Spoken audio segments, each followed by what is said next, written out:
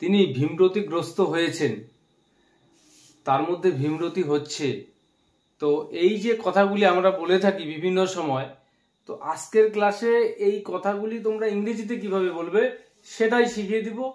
সেই সঙ্গে আরও কিছু সেন্টেন্স রয়েছে, যেই সেন্টেন্সগুলিও আমরা ডেইলি লাইফে প্রচুর বলে থাকি। তো মনোযোগ সহকারে ক্লাসটি প্রথম থেকে শেষ পর্যন্ত দেখার চেষ্টা করবে। আশা করি ক্লাসটি প্রত্যেকেরই ভালো লাগবে। আর পুরো ক্লাসটি দেখার পর যাদের ভালো লাগবে অবশ্যই ভিডিওটিতে একটি লাইক, কমেন্ট এবং ভিডিওটি শেয়ার করতে একদম ভুলবে না। তো যেই সেন্টেন্সগুলোর কথা বললাম যে তিনি ভীমরতিগ্রস্ত হয়েছেন বা তার ভীমরতি হয়েছে, আমরা এভাবে কথাটাকে বলে থাকি। তো এই সেন্টেন্সটাকে আমরা ইংরেজিতে কিভাবে বলবো? তো প্রেজেন্ট পারফেক্ট টেন্সে রয়েছে সেন্টেন্সটি। তো এই সেন্টেন্সটাকে আমরা বলবো হি or she has gone senile. He has gone senile, মানে তার ভীমরতি হয়েছে বা তিনি ভীমরতিগ্রস্ত হয়েছে। তো এই ভীমরতি শব্দটা আমরা কখন ব্যবহার করে থাকি? কোনো ব্যক্তি ম্যাচুরেট, মানে অনেকটা বয়স হয়েছে, বাট বয়স অনুসারে আচার আচরণ করছেন না, বা আগে যেরকম ভালো আচরণ করতেন সেটা করছেন না, তো অস্বাভাবিক কিছু করছেন। এটা অনেকটা এজেড পার্সন যারা, তাদের মধ্যে এই বিষয়টা হয়ে থাকে। তো এই হিসেবে আমরা সেন্টেন্সটাকে বলে থাকি। তো তিনি ভীমরতিগ্রস্ত হয়েছেন, এই সেন্টেন্সটাকে আমরা বলবো হি হ্যাজ গন সিনাইল। পরের সেন্টেন্স, তিনি ভীমরতিগ্রস্ত হচ্ছেন বা হয়ে পড়ছেন। তো প্রেজেন্ট কন্টিনিউয়াস টেন্সের মধ্যে রয়েছে সেন্টেন্সটি। তো এই সেন্টেন্সটাকে আমরা কিভাবে বলবো? He is going senile. He is going senile. পরের সেন্টেন্স, ওই ভীমরতিগ্রস্ত লোকটাকে বা ওই ভীমরতির লোকটাকে কেউ পছন্দ করে না।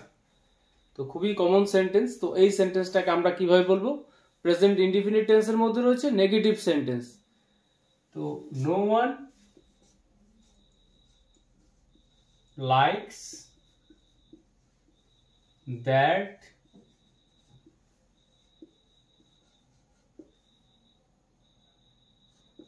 senile person. No one likes that senile person বা that senile man, মানে ওই ভীমরতিগ্রস্ত লোকটাকে কেউ পছন্দ করে না। পরের সেন্টেন্স, তো এরপর আরেকটি সেন্টেন্স স্ট্রাকচার রয়েছে। তো তুমি উদাসীনভাবে পড়ছো, মানে তুমি যে পড়ছো এর মধ্যে তোমার পুরো মন নেই, মন দিয়ে পড়ছো না, তো তোমার মনটা অন্য কোথাও রয়েছে। তো এই সেন্টেন্সটাকে আমরা কিভাবে বলবো? যে তিনি উদাসীনভাবে রান্না করেছিলেন, মানে মনটা পুরোপুরি ছিল না সেখানে। তো এই সেন্টেন্সগুলোকে আমরা কিভাবে বলবো? তুমি উদাসীনভাবে পড়ছো, তো প্রেজেন্ট কন্টিনিউয়াস টেন্সে রয়েছে সেন্টেন্সটি you are reading half heartedly.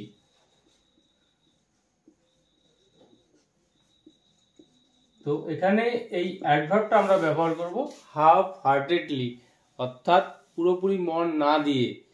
তো হার্টেডলি অ্যাডভার্বের ব্যবহার করে সেন্টেন্স তৈরি করা আমি এর আগে ক্লাসে দেখিয়েছিলাম। তো আজকের ক্লাসে এই হাফ হার্টেডলি, অর্থাৎ পুরোপুরি মন না দিয়ে, যার অর্থ, একে ব্যবহার করে এই সেন্টেন্সগুলো তৈরি করছি। তোমরা মনোযোগ সহকারে দেখার চেষ্টা করবে যে you are reading half heartedly, অর্থাৎ তুমি উদাসীনভাবে পড়ছো। পরের সেন্টেন্স, তিনি উদাসীনভাবে রান্না করেছিলেন। তো সিম্পল পাস্ট টেন্সে রয়েছে, এই সেন্টেন্সটাকে আমরা কিভাবে বলবো? She cooked half heartedly. She cooked half heartedly, মানে উদাসীনভাবে বা উদাসভাবে রান্নাটা করেছিলেন, মানে পুরো মন দিয়ে করেননি। তুমি কি উদাসীনভাবে কাজ করো? তো এই সেন্টেন্সটাকে আমরা কিভাবে বলবো? Do you work half heartedly?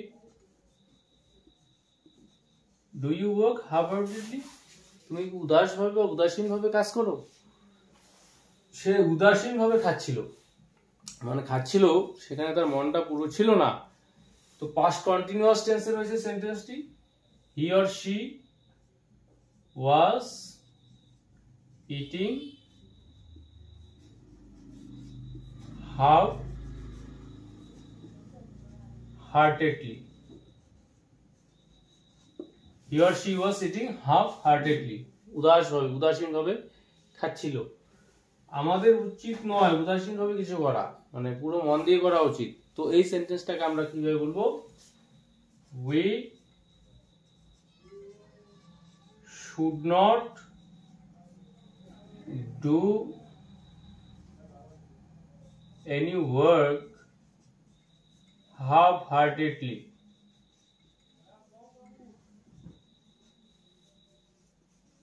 We should not do any work half heartedly, আমাদের উচিত নয় কোনো কাজ উদাসভাবে করা, মানে পুরো মনোযোগ দিয়ে করা উচিত। তো আজকের ক্লাসে এই যে সেন্টেন্সগুলি দেখালাম, যদি বুঝতে কোথাও কোনো অসুবিধা হয়ে থাকে তোমরা অবশ্যই কমেন্ট করে জানাবে, আমি তোমাদের প্রত্যেকটা প্রশ্নেরই উত্তর দেবার চেষ্টা করব।